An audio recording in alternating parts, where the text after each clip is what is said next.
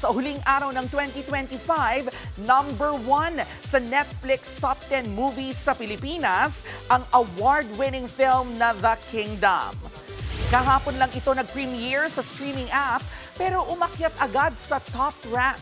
Ang The Kingdom ang hinirang na second best picture sa MMFF last year.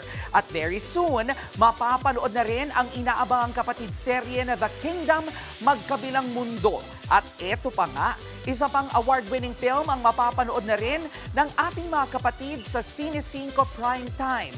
Buena manong pasabog ang Gumburza na kauna-unahan pong ipalalabas on Free TV sa January 2, 8:45 p.m. Abangan din ang iba pang pelikulang naka-line up sa primetime pasabog ng TV5 sa 2026.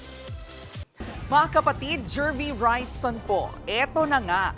Para sa latest showbiz news at iba pang K-alaman, mag-follow at mag-subscribe na sa social media pages ng News 5.